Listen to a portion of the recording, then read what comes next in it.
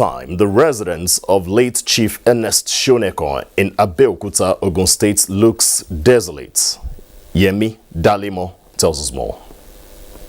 Thank you, studio. Here is the home of the former chairman of the interim national government, Chief Ernest Oladeyinde Shonekan, the Abeshe of Egbaland in Abeokuta, the Ogun State capital. As of now, the house is under lock and key as the news of his demise is coming to many as a rude shock. Chief Ernest Shonekan, a Nigerian lawyer, was the chairman of the interim national government between August 26 and November 17, 1993. And prior to his political career, Shonekan was the chairman and CEO of the United African Company of Nigeria. And that's it from here. It's over to you, studio. In another development, Ogun State Governor Diaspora Abiodun has mourned the death of Chief Ernest Shonekan. In a statement by the Chief Press Secretary to the Governor, Kunle Shomorin, Governor Abiodun described the death of the Egba-born British-trained lawyer, industrialist and traditional chief as a colossal loss to Nigeria in general and Ogun State in particular, while noting that his death has created a huge vacuum in Nigeria and Egba land. Governor Abiodun prayed God to grant the soul of the deceased eternal repose and comfort his immediate family and Egba Traditional Council. It's time now to go over to our Lagos Network Center where Hingino is standing by and will be bringing us up to speed with the latest on the death of Chief Shonekan.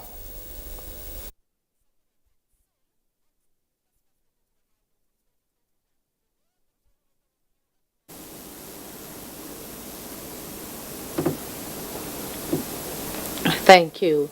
The death of Nigeria's former head of interim national government, Chief Ernest Shonekan, has come to many as a shock. Abolade Salami, who was at his residence in Lagos, reports that he died at the age of 85.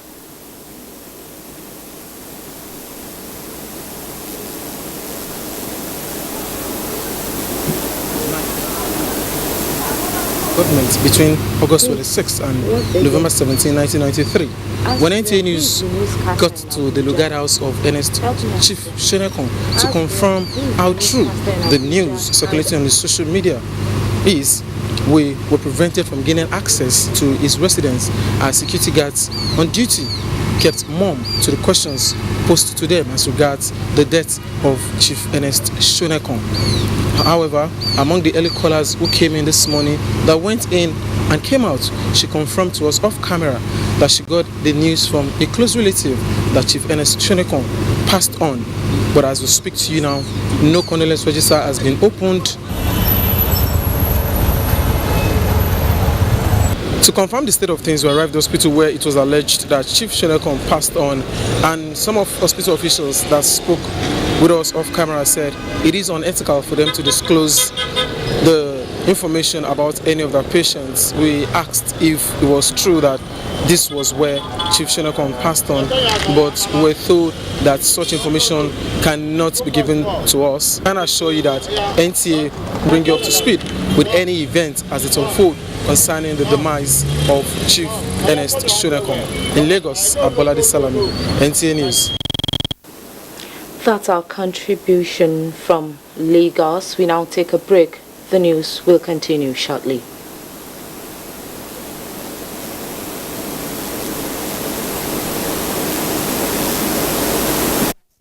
Sector is rapidly growing with the construction of new international airport terminals in several regions of the country. The new Murtala Mohammed International Airport has an estimated passenger increase of 30 million annually and 15 million for Nnamdi Azikiwe International Airport, Abuja. Malam Aminu Kano International Airport is also expected to open new frontiers for the region with more travel capacity for the annual Hajj, while the new Akanu Ibiam International Airport, Enugu, avails more business opportunities connecting the industrial cities in the region to the world. These new terminals beat world-class standards with enabling infrastructure that aid air travel, tourism, and the eventual growth of the country's GDP. Open up commerce and, of course, link us to international societies. People from international community will come here to do business, and then that will bring in more revenue to the state. Now, distances can be seamlessly covered as Nigeria keeps raising its bar to suit global infrastructure standards. Nigerian youths are about the greatest asset the country has at the moment. It is therefore not surprising that the administration of President Muhammadu Buhari is strategically responding to the yearnings of the youth through multiple projects and programs. Youth entrepreneurship support years by Bank of Industry, the Youth Investment Fund by the CBN, and several other conditional cash transfer programs. Recruitment of 774,000 social workers, majority of whom are youths, and so many other projects that are beneficial to youths directly or indirectly. If the administration can do all this, definitely with a degree of patience and time, it can achieve more. Nigerian youths must come together to say no to terrorism, no to vandalism, and no to all disruptive tendencies. Hashtag Youth for Greater Nigeria. Pacifying the youths, unifying the nation.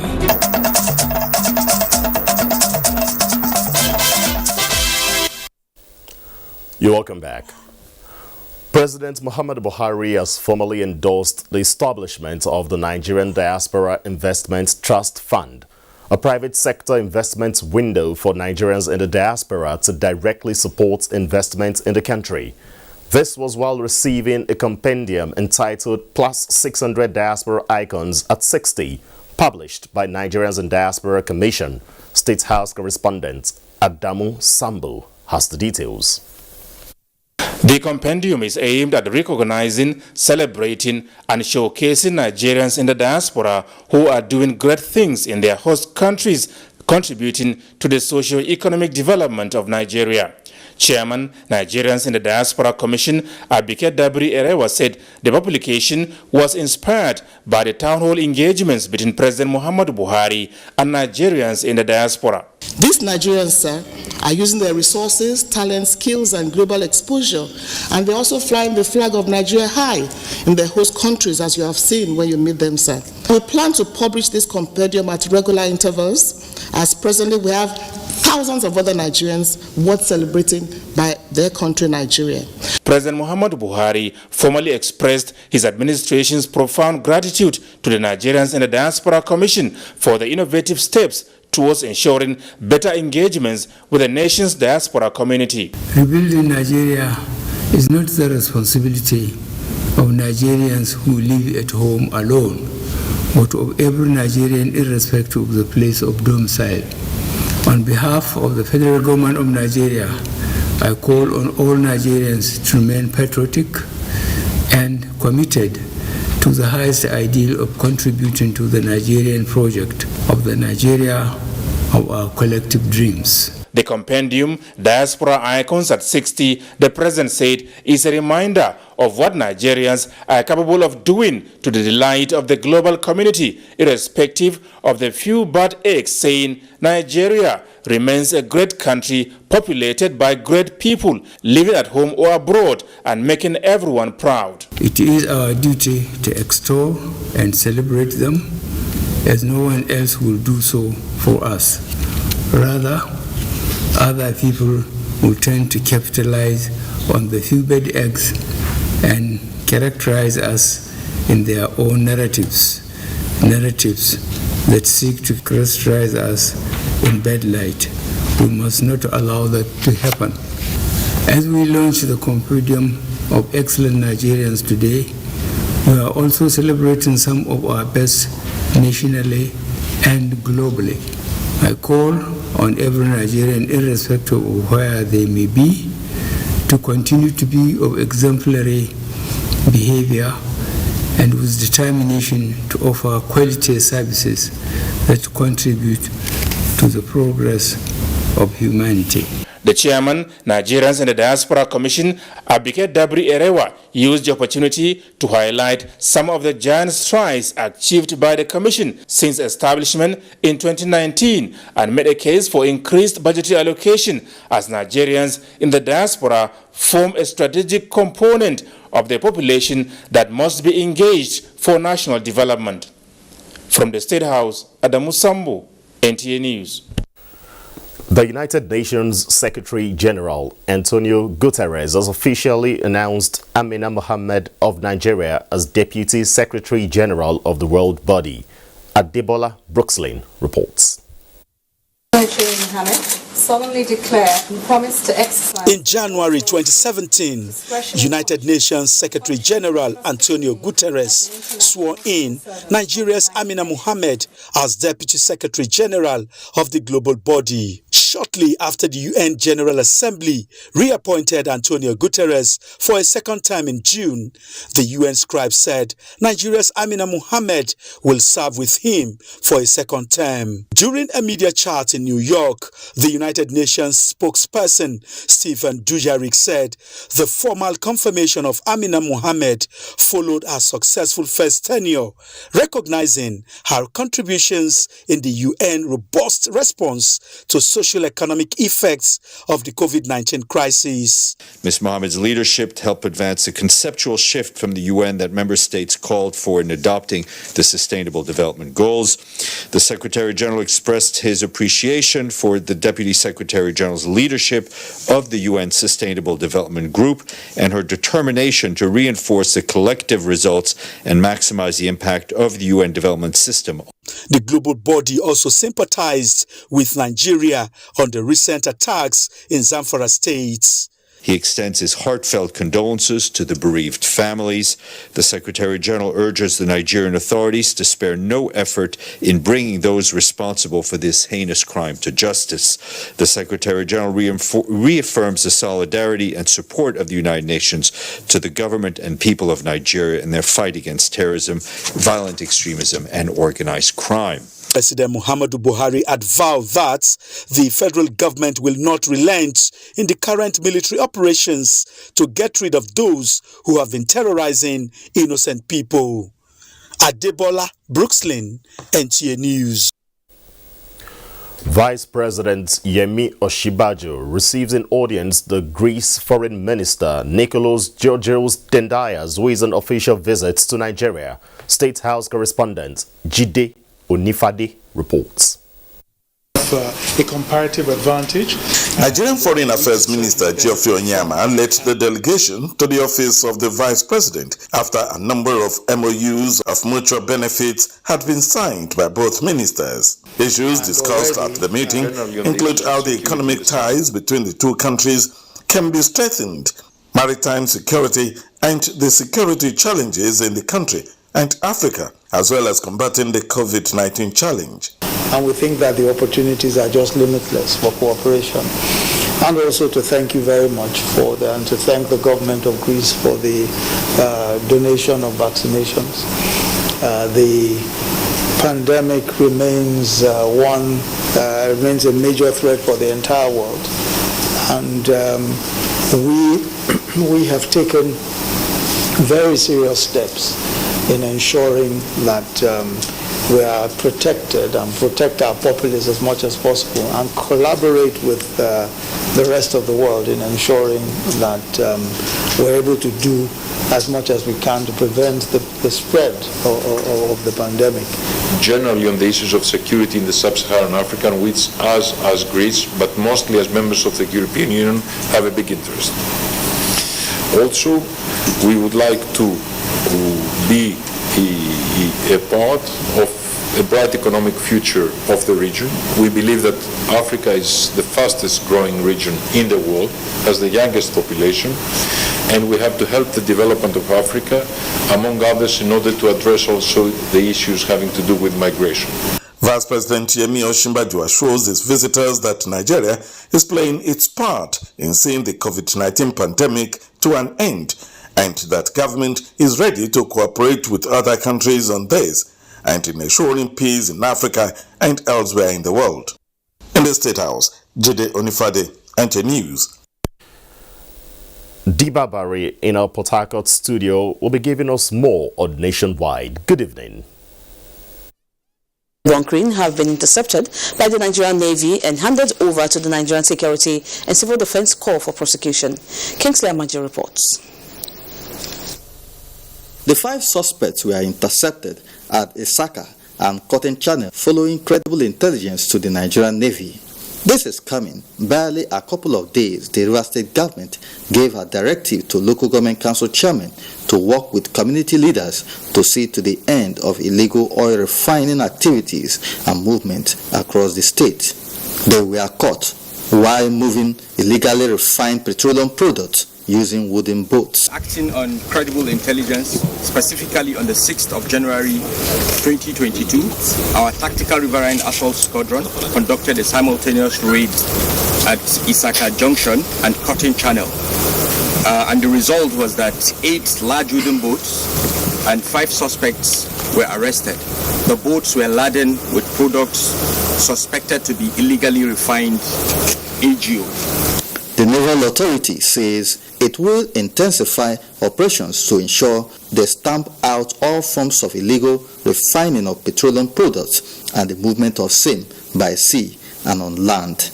Our strategy as a base is to destroy the illegal infrastructures, at the same time intercept the movement of these products. This collaboration between the Nigerian Navy and sister security agencies has resulted in increased conviction of suspects. Most of the cases handled over the road is got conviction. The Navy maintains that it has zero tolerance to any form of conspiracy with its personnel and those involved in the sabotage of the nation's resources. In Port Harcourt, Kingsley Amajiri, NTA News. Cross River State Governor Professor Ben Ayade has reaffirmed his decision to support a Southern Senatorial District candidate for governor at the 2023 general elections. The governor said his stance is based on equity and justice. Paul Abel reports. Governor Ben Ayade says his commitment to ensuring that power reverts to the Southern Senatorial District of the state come 2023 is irreversible, as the measure will enhance peace and unity in the state. The governor insists that the South has credible people with capacity to be governor, as he calls on others from other senatorial districts to give up what he calls the practice of crude democracy. My role is to be fair. The South has produced, the Central has produced, the North has produced. Let's go back to the South and run the race again. Governor Ayade therefore calls for a paradigm shift to consider the minority in the polity and promises not to play God in choosing a successor. In Calabar, Paul Abel, NTA News. And that does it from Port Harcourt. Is back to Abuja for the rest of the news. Good evening. Thanks, Debabari. More than 547 criminals, including migrant bandits, were arrested in parts of Zamfara and Katsina states in 2021. This was highlighted during the Defense Media Operations briefing in Abuja. Defense correspondent Ismail Musa has details. 2021 is gone, and the acting director, Defense Media Operations, is here with account of bandits eliminated in parts of Zamfara and Katsina states and terrorists smoked out from their hibernating enclaves in the northeast. Ongoing ground and air operations facilitated by upscale synergy among the security agencies, in addition to series of non-kinetic approaches, the defense headquarters noted, account for the mass surrendering of terrorists. A total of 24,059 terrorists and their families, comprising 5,326 adult males, 7,550 adult females, and 11,183 children have so far surrendered to armed troops in the northeast. Cumulatively, 745 kidnapped victims were rescued by the armed forces across the country, while troops of Operation Safe Haven in the North Central arrested 1,771 criminals. On the heels of credible intelligence, which revealed the locations of 2 key bandit leaders, the notorious Alhaj Auta and Kachala Ruga, consequently, a force package of Nigerian Air Force platforms were dispatched to take out the enclave, which resulted in the neutralization of their leaders. No fewer than 100 armed bandits were neutralized in this encounter. Similarly, troops of Operation Delta Safe and Awase waging war against the nation's economic sabotage in the South-South and the Southwest deactivated 160 illegal refining sites in the region. A total of 41 kidnapped victims were rescued, while 77 criminals elements associated with pipeline vandalism, piracy, illegal oil bunkering and armed robbery were arrested within the period under review. The military high command commended the public and the press for their support and promised to induct more personnel and platforms to further secure Nigeria and Nigerians in 2022. In Abuja, Ismail Musa, NTA News. Kaduna is next with Suleiman standing by on Nationwide. Good evening, Suleiman. It's good to see you.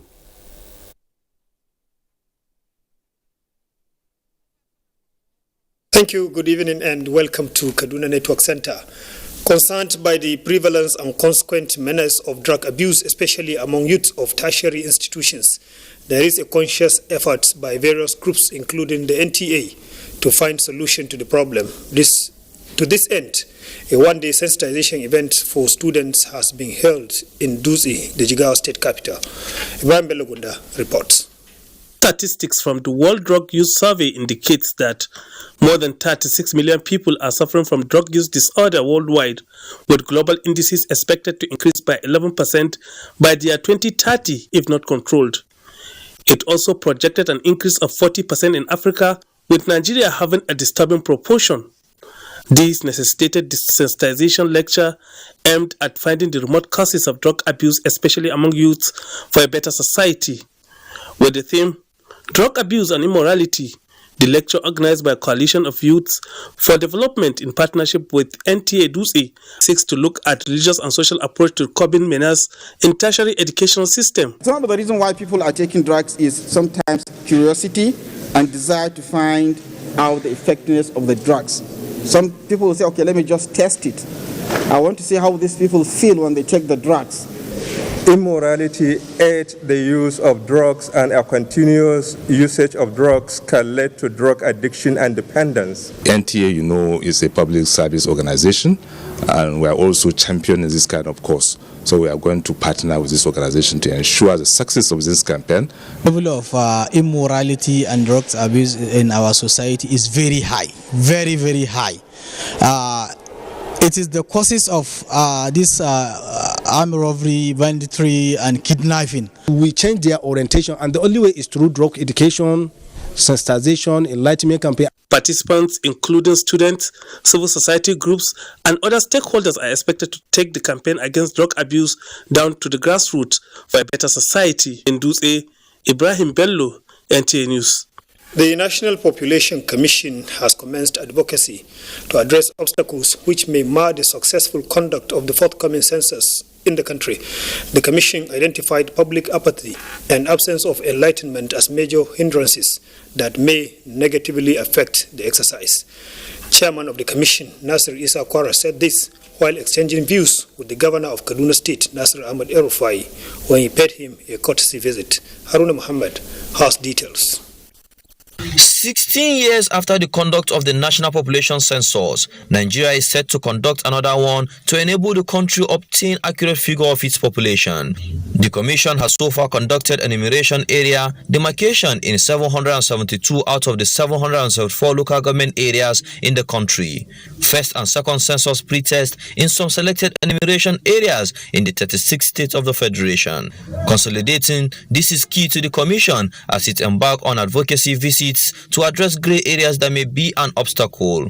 The chairman of the commission told Governor Nasir Ahmed El-Rufai that the commission achieved 90% in area demarcation in Kaduna, with only Birningwari local government area yet to be attended on account of security situation. He said the commission will do everything to remove possible impediments that will hinder the success of the forthcoming exercise. The commission is working hard to expand coverage of the e-registration to other centers to make birth and death registration seamless and efficient. Governor Nasir Ahmed El-Rufai described the upcoming census as necessary to provide data for accurate planning by government. It is something that we place utmost priority and giving all cooperation to the National Population Commission to proceed with their preparations to ensure that we have sound, accurate, and reliable census. He urged the Commission to work assiduously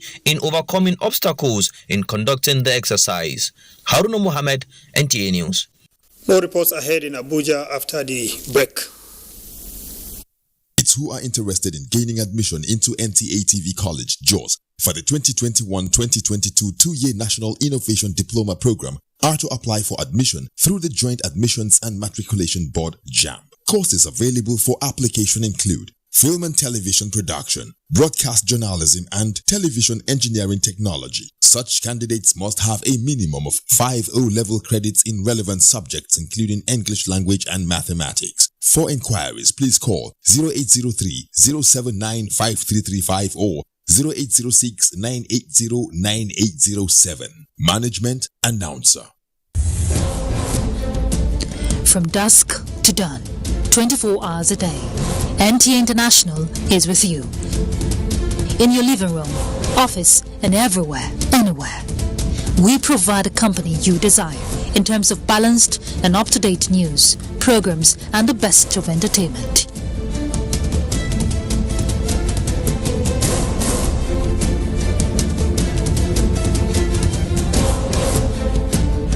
Tune in to DSTV channel 251, GoTV channel 91, Freeview channel 264, or live streaming via www.visiontv.co.uk.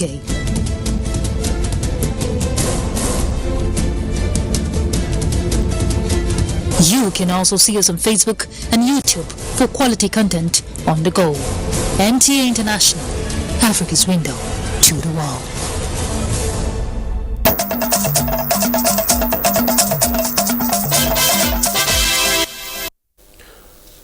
Thanks for staying tuned. As schools reopen in Nigeria, the Ministry of Humanitarian Affairs, Disaster Management and Social Development, with technical support from the United Nations World Food Programme, say it will be taking to the next level the National Homegrown School Feeding Programme, launched by the federal government in 2016. This decision was as a result of a joint assessment conducted in the first quarter of 2021 to identify ways of improving, scaling up and sustaining the program. World Food Programme is back in the next stage with a significant transfer of ICT equipment. This includes tablets with access to Plus Schools menus, a free tool to help state nutrition officers design nutritious menus for schools.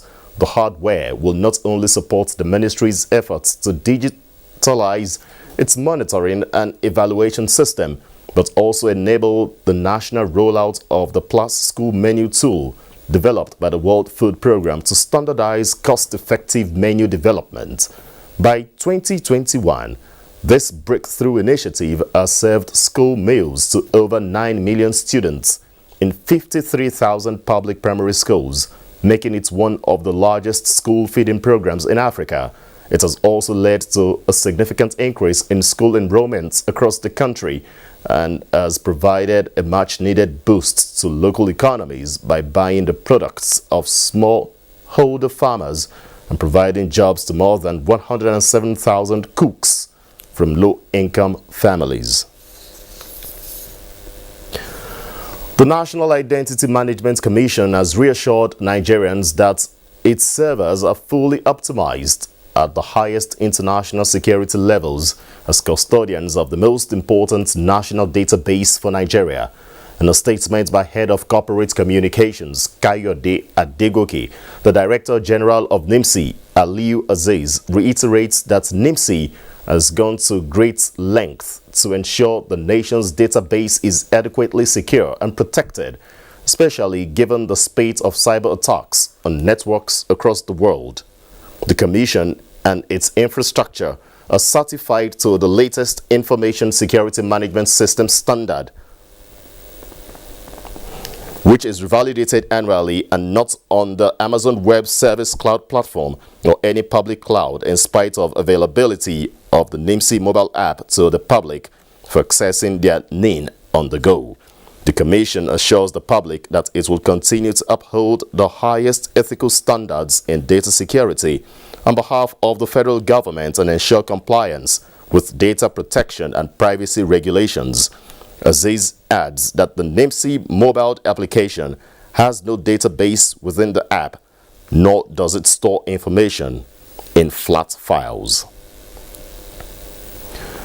Moving on now, as part of efforts to rid the nation's airports of touting and extortion, the Federal Airports Authority of Nigeria, FAN, has arrested over 90 persons caught at both the Murtala Mohammed Airport, Lagos, and Nnamdi Azikiwe International Airport, Abuja, carrying out nefarious activities. A statement by FAN Corporate Affairs General Manager Henrietta Yakubu confirms that the touts were arrested for various acts of illegality, including fake COVID-19 test results, touting, unauthorized entry, trespass, illegal facilitation, forgery, loitering, theft, public nuisance, arguments, amongst others. Some of those arrested are staff of Patovilki Nigeria Limited, Liquid Services, NACO PLC, and other airport staff. Of the total arrested, 59 were handed over to the airport's police command in Abuja for prosecution, while 30 were handed over to the police force in Lagos. Adebola is next on Nationwide, and she'll be giving us the latest from our Ibadan Network Center.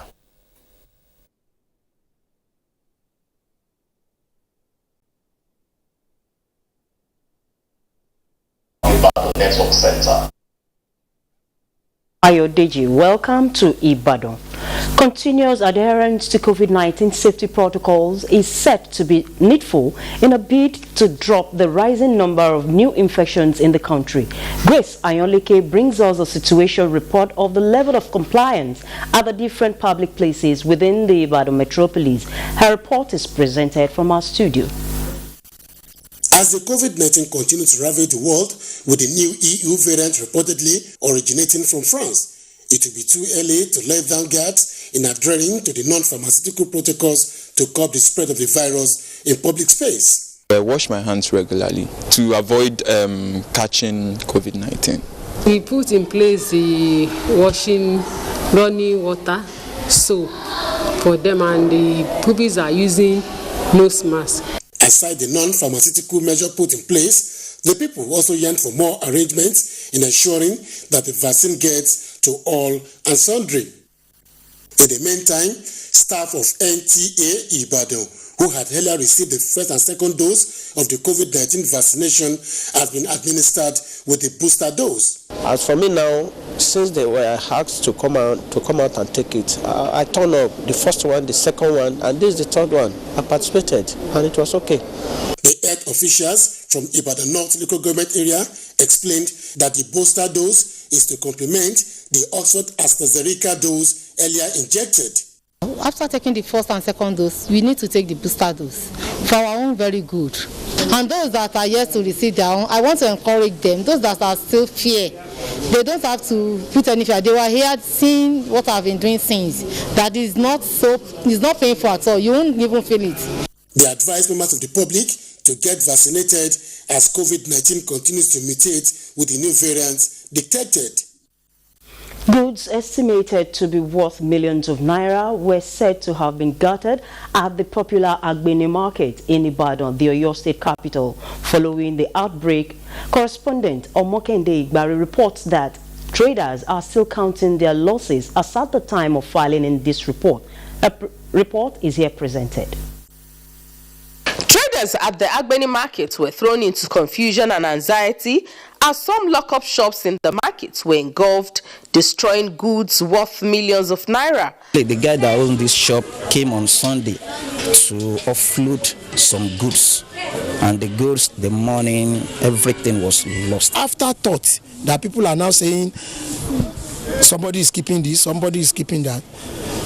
Electricity do give problem, but the fire will not be as engulfing as it was. According to a shop owner, Mukaila Abiodun, efforts by the traders to put out the fire proved abortive until the arrival of the state's fire service, who brought the fire under control. While appreciating the timely intervention of the fire service, which prevented what could have been a colossal loss in the market, affected traders appealed to the government and public-spirited individuals to assist them recover from the loss as a result of the tragic incidents. And that's it from Ibadan Network Center. It's back to you in Abuja, Ayodeji. We appreciate you at Debola in our Ibadan Network Center. The fight against corruption has continued to record remarkable boosts as the Economic and Financial Crimes Commission, EFCC, recovers more monies. This is disclosed in continuation of the review of the Commission's operational activities for the year 2021. From securing the highest number of convictions since the inception of the Commission to the recovery of more than 150 billion naira, the year 2021 was a giant stride for the Economic and Financial Crimes Commission, EFCC. The Commission also recovered more than $300 million and more than £1 million between in the year just concluded. A statement by the head of media and publicity of the Commission, Wilson Wajirin, says the recovery basket included digital currency components. The headquarters operation command dominated recovery with more than 67 billion naira, followed by the Lagos command, which led naira recoveries with more than 70 billion naira, while Kaduna zonal command emerged third in terms of recoveries. Giving an overview of the commission's performance, the executive chairman Abdurrashid Bawa explained that the recoveries are direct and indirect for the different tiers of government, corporate organizations and individuals. Governor Mai Malabuni of Yobe State was in the ancient town of Unguru to sympathize with the business community over the recent fire incident that gutted large section of the town's popular market, destroying property worth millions of naira. Yunusa Suleiman reports. This is the current picture of the popular Guru market after the recent fire outbreak, which razed significant portions of the commercial hub, destroying about 441 shops and stalls with property worth millions of naira. It was the third fire incident at the market in the last 5 years, inflicting heavy losses on the business community, with some of the affected traders describing the incident as an act of God. Governor Mai Malabuni was at the scene of the disaster to see for himself a level of damages caused by the unfortunate incident. He announces the donation of 25 million naira to the traders by one of his associates, Alhaji Amin Yaro. Many Nigerians are sympathizing